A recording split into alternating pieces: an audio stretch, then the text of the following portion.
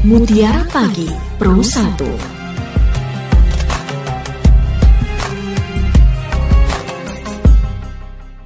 Assalamualaikum warahmatullahi wabarakatuh. Selamat pagi pendengar dan juga pemirsa RRI Sumeneb.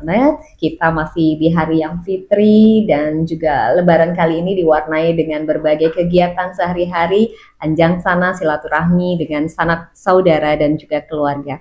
Dan pendengar serta pemirsa RRI Sumeneb menjadi manusia yang tidak merugi setelah Ramadan berakhir dapat dilakukan dengan melanjutkan amal soleh yang dilakukan di bulan Ramadan.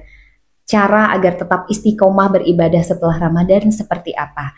Nanti akan juga dijelaskan oleh Ustazah Wildia. Saya sapa dulu. Selamat pagi. Assalamualaikum Ustazah. Waalaikumsalam warahmatullahi wabarakatuh. Iya, minal aizin wal faizin. Mohon maaf lahir dan batin ya Ustazah. Sama-sama. Taqabbalallahu iyyakum. Wa ja'alna wa iyyakum minal aidin wal faizin. Amin ya rabbal alamin. Amin. Iya. Ustazah, menjadi manusia yang tidak merugi setelah Ramadan berakhir. Seperti apa Ustazah? Silakan. Baik, alhamdulillah kita sudah selesai beribadah di bulan Ramadan. Kita sudah selesai beribadah sebulan penuh di bulan Ramadan. Tentunya kita menginginkan agar puasa ibadah yang dilakukan di bulan Ramadan itu menjadi ladang pahala bagi kita. Dan juga tentunya kita ingin menjadi pribadi yang beruntung setelah keluar dari bulan Ramadan. Dan pribadi-pribadi manusia yang beruntung setelah keluar di bulan Ramadan adalah yaitu orang-orang yang setelah keluar dari bulan Ramadan semua dosa-dosanya diampuni oleh Allah Subhanahu wa taala. Bagaimana hadis Nabi Muhammad SAW, "Man shoma imanan wa ihtisaban ghufira lahu ma taqaddama min dzambi." Barang siapa yang berpuasa berdasarkan keimanan dan mengharapkan hanya ridha Allah Subhanahu wa taala, maka dosa-dosanya diampuni oleh Allah Subhanahu wa taala. Mudah-mudahan kita semua menjadi hamba-hamba Allah, tergolong hamba Allah yang beruntung seperti ini, yaitu yang dosa-dosanya sudah diampuni oleh Allah Subhanahu wa taala. Amin ya rabbal alamin. Dan juga tentunya kita juga ingin menjadi pribadi beruntung bukan hanya di bulan Ramadan saja. Tapi juga setelah di bulan Ramadan juga kita menginginkan menjadi pribadi-pribadi orang-orang yang tidak merugi. Bagaimana caranya? Maka yang pertama kita harus ingat terlebih dahulu tentang dalil diwajibkan puasa Ramadan, yaitu firman Allah Ta'ala, A'udzubillahi minasyaitonirrajim, Bismillahirrahmanirrahim, Ya ayyuhalladzina amanu kutiba alaikumusyamu kama kutiba alal ladzina min qablikum la'allakum tattaqun. Wahai orang-orang yang beriman, diwajibkan bagimu puasa Ramadan bagaimana diwajibkan atas orang-orang yang terdahulu agar kalian semua bertakwa. Jadi dari ayat tersebut kita mengetahui bahwa inti makna hakikat dari ibadah puasa Ramadan adalah agar kita menjadi pribadi-pribadi yang bertakwa. Menjadi orang-orang yang bertakwa, yaitu orang-orang yang selalu menjalankan perintah Allah dan menjauhi larangannya. Pada bulan Ramadan, sebulan penuh kita benar-benar digembleng, diuji ya, dibina agar bisa menjadi orang yang bertakwa. Sehingga kita ketika puasa menahan lapar, menahan haus, kemudian juga meninggalkan semua yang mengakibatkan puasa kita tidak sah. Semua larangan-larangan Allah kita jauhi. Siangnya kita berpuasa, malamnya kemudian kita tadarus Al-Quran, tarawih ya, melakukan ibadah-ibadah di bulan Ramadan, kemudian qiyamul lail juga. Nah, ini tujuannya adalah tidak lain agar kita menjadi pribadi-pribadi yang bertakwa. Maka dari itu kalau kita menginginkan agar beruntung juga setelah di bulan Ramadan, maka teruskan amalan ibadah yang biasa kita lakukan di bulan Ramadan ini. Nah, tapi yang terjadi kenyataannya pada sekarang ini ya, hanya orang-orang yang ketika beribadah di bulan Ramadan, menjalani puasa di bulan Ramadan, itu dijalani hanya sebagai formalitas saja. Jadikan sebagai formalitas saja sehingga tidak memahami sepenuhnya apa hakikat makna dari ibadah, termasuk juga puasa yang dilakukan selama di bulan Ramadan. Sehingga karena tidak mengetahui, hanya sebagai formalitas saja, ibadah yang dilakukan itu tidak mempengaruhi, tidak membawa efek apapun. Tidak memberi perubahan terhadap pribadinya, kemudian tidak menjadikan dia lebih baik menjadi pribadi yang bertakwa dalam kesehariannya. Sebagaimana misalkan ibadah yang dilakukan ya selama bulan Ramadan, biasanya orang-orang banyak tadarus Al-Quran ya. Maka ibadahnya hanya jadi formalitas saja, hanya musiman saja di bulan Ramadan saja. Kalau sudah selesai bulan Ramadan, tadarusnya juga selesai. Kemudian juga mungkin juga banyak masjid-masjid, musola-musola ketika bulan Ramadan itu penuh dengan jamaah. Tapi kebanyakan sekarang yang terjadi apa? Selesai Ramadan, sepi lagi musolanya. Sepi lagi jamaah juga di masjid-masjid. Karena apa? Karena ibadahnya itu hanya dijadikan formalitas saja. Maka dari itu, kalau kita menginginkan agar kita menjadi pribadi yang beruntung di bulan Ramadan dan di bulan-bulan selain bulan Ramadan, maka usahakan untuk tetap melanjutkan istiqomah ibadah yang kita lakukan selama di bulan Ramadan. Dan juga kalau kita misalkan bisa melanjutkan ibadah amaliyah-amaliyah yang kita lakukan di bulan Ramadan, nah, ini menjadi salah satu tanda amalan ibadah kita diterima oleh Allah. Sebagaimana kita tahu ya bahwa kita tidak bisa mengetahui secara pasti ibadah kita yang dilakukan puasa, tarawih, tadarus, qiyamul lail yang dilakukan setiap harinya diterima atau tidak, kita tidak tahu secara pasti. Itu hanya Allah yang mengetahui. Tapi ada tanda-tanda yang dikemukakan oleh ulama, yaitu Ibnu Rajab. Ada satu tanda untuk bisa mengetahui amal ibadah kita yang dilakukan itu diterima oleh Allah. Yaitu sebagaimana yang diutarakan oleh Ibnu Rajab. Beliau mengatakan anna mu'awadata syiyami ba'da syiyami Ramadan alamatun ala qabuli shaumi Ramadan. Bahwa sungguhnya membiasakan puasa setelah selesai puasa Ramadan itu merupakan salah satu tanda dikabulnya, diterimanya puasa di bulan Ramadan. Kenapa? Fa innallaha idza taqabbala amal 'abdin, karena sesungguhnya Allah, kalau Allah itu menerima ibadah amaliyah yang dilakukan oleh seorang hamba, waffaqahu, maka Allah akan memberi taufik, memberi bantuan agar hamba tersebut tetap bisa melanjutkannya meskipun sudah tidak berada di bulan Ramadan. Nah, ini juga kita bisa mengetahui amalan ibadah kita yang dilakukan di bulan Ramadan bisa diterima atau tidak oleh Allah dengan cara tetap berlanjut apa tidak ibadah yang dilakukan.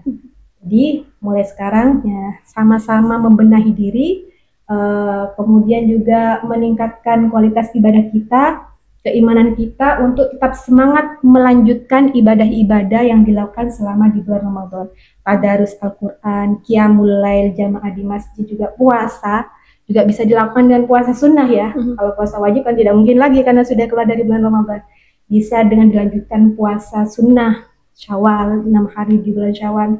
Sebagaimana yang dijelaskan oleh Nabi Muhammad SAW, man shoma Ramadan wa atsba'ahu sittan min Syawal, barang siapa yang berpuasa Ramadan kemudian diikuti dengan puasa 6 hari di bulan Syawal, karena kasuyamid dahri, maka dia akan mendapatkan pahala seperti pahalanya puasa sebulan penuh, puasa setahun penuh ya. Itu berdasarkan hadis Nabi. Jadi itu mungkin bisa menjadi motivasi kita untuk tetap istiqomah menjalankan ibadah amaliyah meskipun tidak lagi di bulan Ramadan. Iya, barangkali cara yang paling simple, mungkin cara yang paling kecil mungkin di keseharian kita, selain tadi yang disampaikan bagaimana cara kita untuk mempertahankan atau bahkan meningkatkan ya iman dan takwa kita kepada Allah Subhanahu wa taala selepas bulan Ramadan, seperti apa ini Ustazah? Baik, kita juga pasti sudah paham ya bahwa kita tidak selamanya hidup di dunia ya. Kita perlu bekal untuk nanti pulangnya kita nanti di akhirat. Jadi hidup kita di dunia itu hanya sebentar. Kalau istilahnya ulama-ulama mengibaratkan kita itu seperti orang yang musafir ya. Jadi kita di dunia ini bukan tempat tinggal kita yang sebenarnya. Kita hanya saat saja di sini. Istilahnya hanya mampir saja. Tempat kita nanti yang sebenarnya adalah nanti kita di akhirat.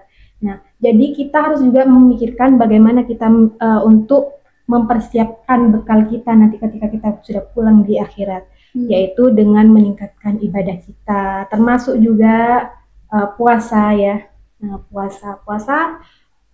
puasa sunnah bisa kita lakukan. Apalagi kalau perempuan yang punya kodok puasa, bisa juga sembari dia melaksanakan kodok puasa juga bisa melakukan dengan puasa sunnah.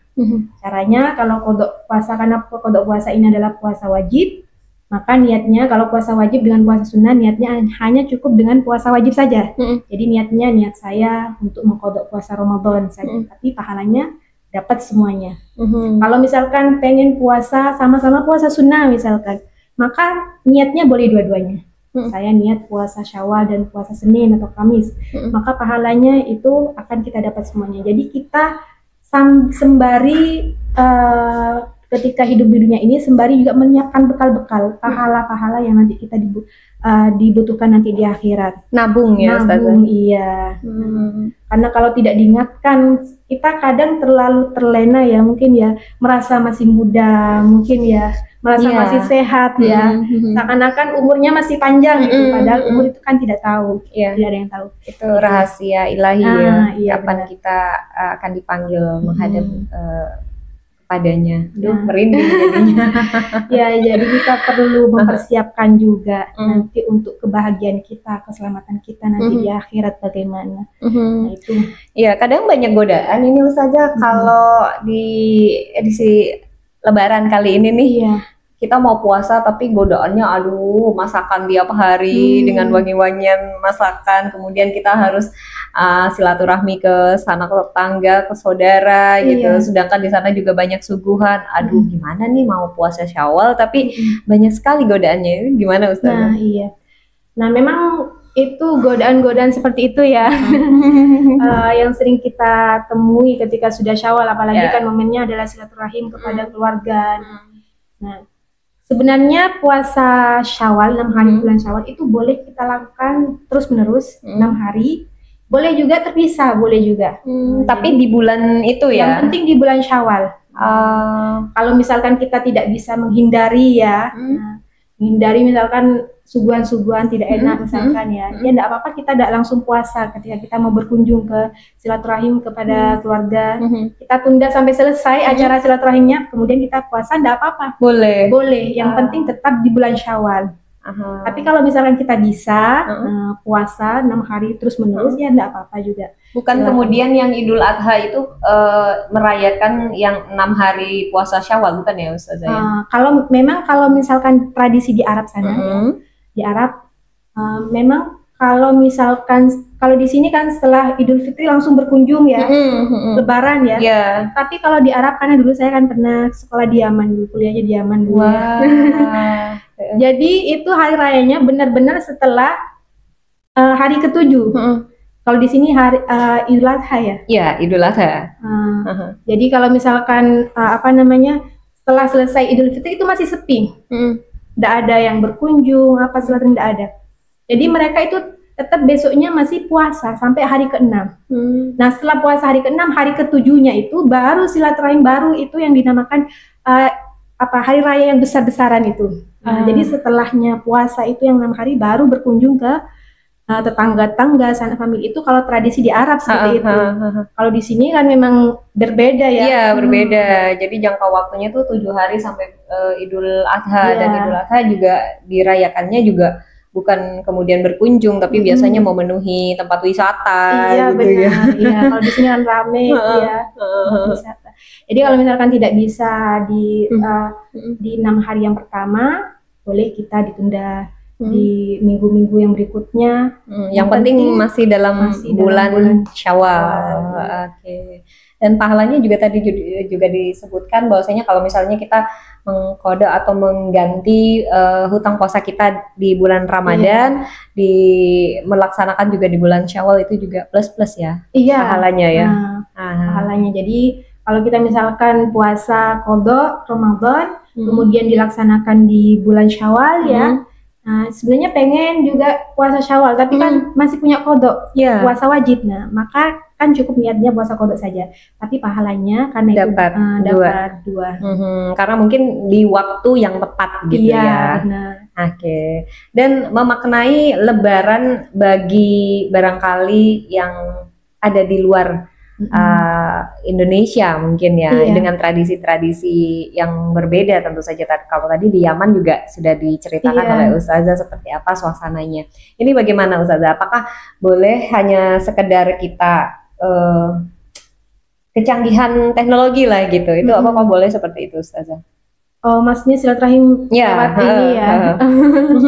By online. By online ya. Nah, jadi sebenarnya silaturahim itu kalau secara fisik ya, memang itu ada nikmat-nikmat yang kita rasakan ya. Ada pengaruh-pengaruh positifnya, maksudnya kedekatan secara fisik, jasa juga lebih dekat. Kalau misalkan online mungkin bisa ya, tapi kedekatan secara fisik, secara hati mungkin berkurang. Kalau misalkan beda ya. Beda. Nah, jadi salah satu juga agar kita itu dipanjangkan umurnya oleh Allah adalah saling menyambung tali silaturahim gitu. Kalau sekarang mungkin pakai online bisa, tapi secara fisik, kalau bisa secara fisik ya jadi kalau masih bisa diusahakan secara fisik ya boleh kita berkunjung secara fisik tanpa harus online gitu. Kecuali kalau misalkan sanak keluarganya jauh, tidak mungkin kita ke sana, ya boleh kita memakai silaturahim lewat online seperti itu. Bagaimana cara kita menyambung tali silaturahmi dengan seseorang yang mungkin bermasalah dengan kita gitu, sudah lama tidak bertegur sapa gitu, Ustazah. Apakah boleh hanya dengan yang online tadi itu saja, ataukah langsung berkunjung atau seperti apa Ustazah? Ditakutkan kalau misalnya berkunjung kemudian malah tambah memperkeruh suasana gitu. Oh iya. Seperti apa Ustazah? Nah baik, kalau misalkan kita mengetahui ya madorotnya kalau kita misalkan kunjung gitu tambah mempengaruhi masalah, ya boleh kita silaturahim dengan online. Yang penting kita meminta maaf ya. Jadi sudah kalau istilahnya oleh sekarang kosong-kosong gitu saling memaafkan gitu ya. Perkara dia tidak memaafkan atau tidak ya bukan urusan kita. Yang penting kita minta maaf lebih dahulu. Meskipun itu lewat online ya tidak apa-apa. Kalau kita memang tahu kalau kita berkunjung secara fisik malah memperkeruh masalah, ya tidak apa-apa kita lewat online saja. Seperti itu. Jadi kita kan yang lebih mengetahui bagaimana dampaknya, efeknya, baik buruknya itu. Jadi untuk meminimalisir dampak buruknya ya kita pakai solusi itu lewat online juga tidak apa-apa. Yang penting niat baiknya. Nah, yang penting niatnya, segala sesuatu kan tergantung kepada niatnya ya. Iya. Kalau kita niatnya baik, insya Allah akan dipermudah oleh Allah. Bahkan mungkin barangkali bisa lebih baik ketika kita menyambung tali silaturahmi dengan via online, dengan WhatsApp atau apa gitu ya. Tapi niat kita tulus daripada misalnya hanya di bibir saja, maaf ya, minal izin wal faizin, tapi sebenarnya di dalam hati masih ada ngerundel gitu. Iya. Jadi memang yang baik itu adalah sama antara perkataan dengan yang di hati. Jadi kalau minta maaf ya benar-benar tulus dari hati. Nah, tapi juga salah satu faidah mungkin ya, kalau tadi bisa lewat online itu enggak apa-apa. Tapi memang kalau bisa memang secara fisik.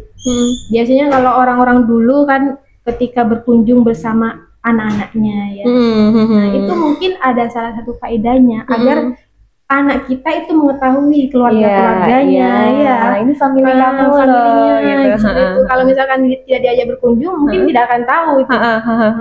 Nah itu biar tahu, mengetahui, mengenal lebih dekat kerabat-kerabatnya. Mungkin yang dikenal bukan hanya saudaranya saja, sepupunya saja, mungkin kerabat yang di luar sana ya, sampai kalau di Madura kan sampai Dupopo, Telopopo itu ya biar mengetahui seperti itu, biar lebih kenal, sehingga ketika ketemu mungkin bisa bertegur sapa, bisa salam, bisa menghormati, bisa tahu kalau itu kerabatnya. Nah itu salah satu manfaatnya. Mungkin juga salah satunya adalah ketika misalnya kita nggak kenal atau nggak tahu bahwa si A adalah family kita, tiba-tiba pas mau ngelamar, loh itu family sendiri gitu ternyata.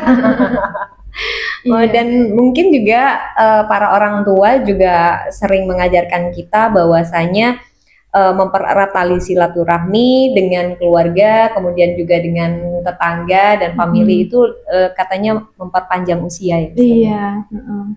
Nah itu salah satu faedahnya ya. Apa karena saling mendoakan gitu Ustaz? Nah iya, karena memang ada hadis Nabi seperti itu. Jadi kalau kita pengen panjang usianya, dan tentunya kita mengharapkan bukan hanya panjang usia, tapi juga panjang usia untuk menambah ketaatan kepada Allah ya. Nah, salah satunya adalah saling silaturahim. Dan saling silaturahmi itu bukan hanya secara di lisan saja, tapi juga dari hati, saling memaafkan. Namanya manusia juga kan pasti tidak luput dari yang namanya dosa ya. Kadang tidak terasa lisan ini menyakiti tangga atau apapun. Nah, dari di ajang momen ya Idul Fitri ini kita jadikan untuk saling memaafkan ya. Jadi Idul Fitri mungkin kembali fitri ya. Jadi sudah dibersihkan lagi dosa-dosanya, saling memaafkan. Nah, itu salah satu momen yang bisa kita manfaatkan nanti di Idul Fitri. Ini lebaran baru ketika di tahun lalu ada banyak sekali coretan-coretan warna-warni ya. Mari coba kita buka lembaran yang baru dengan hal-hal yang baik-baik gitu ya Ustazah. Ya barangkali yang terakhir ini Ustazah terkait dengan menjadi manusia yang tidak merugi setelah Ramadan berakhir, tentu saja kita mempertahankan amal ibadah kita dan juga segala sesuatu yang baik-baik yang kita peroleh dari bulan Ramadan dan terus continue, itu seperti apa Ustazah, silakan. Nah baik, salah satu cara agar kita ibadah yang dilakukan selama di bulan Ramadan itu bisa diterima oleh Allah SWT adalah caranya adalah terus-menerus istiqomah melanjutkan amalan ibadah tersebut meskipun sudah keluar dari bulan Ramadan. Mulai dari puasa bisa kita lanjutkan dengan puasa sunnah, kemudian juga memperbanyak sholawat kepada Nabi Muhammad ya. Katanya Nabi ya, kalau amalan-amalan ibadah lain yang kita lakukan kita tidak tahu diterima apa tidak, tapi kalau sholawat pasti diterima oleh Allah. Jadi berbanyak sholawat, apalagi kita tidak bisa mengandalkan amalan ibadah kita, kita butuh syafaat dari baginda Nabi. Kemudian juga tadarus Al-Quran ya, kemudian juga berjamaah, qiyamul lail, itu tetap kita istiqomahkan. Dan istiqomah itu khairul umur, adwa muha wa inqallah. Jadi sebaik-baik perkara adalah yang bisa kita istiqomahi, meskipun itu hanya sedikit. Karena apa, istiqomah memang berat. Tapi pahalanya juga alhamdulillah ya. Kita ada sebaik-baiknya. Diajari konsisten gitu ya, istiqomah diajari itu ya. Konsisten, dan konsisten itu sangat berat. Tapi buah dari istiqomah, bahkan dikatakan adalah kalau kita bisa istiqomah itu lebih baik daripada 1000 karomah. Jadi mudah-mudahan ini bisa menjadi penyemangat bagi kita, motivasi bagi kita untuk bisa terus konsisten menyemangati diri sendiri ya. Karena kalau tidak bisa menyemangati diri sendiri, siapa lagi ya yang lain? Menyemangati diri sendiri untuk menambah bekal nanti kita pulang nanti di akhirat. Masya Allah. Ya pendengar dan juga pemirsa RRI Sumeneb, ingatlah bahwa satu dosa yang dilakukan setelah bertaubat lebih jelek dari 70 dosa yang dilakukan sebelum bertaubat. Dan mintalah pada Allah agar diteguhkan dalam ketaatan hingga kematian menjemput. Dan mintalah juga perlindungan pada Allah dari hati yang terombang-ambing. Dan perlu juga diingat dengan baik seperti apa yang tadi disampaikan oleh Ustazah Wildia, bahwasanya amalan terbaik adalah amalan yang membuahkan kebaikan selanjutnya. Artinya amalan tersebut adalah amalan yang kontinu, terus menerus, terus kita jaga agar kita tidak termasuk dalam golongan orang-orang yang merugi.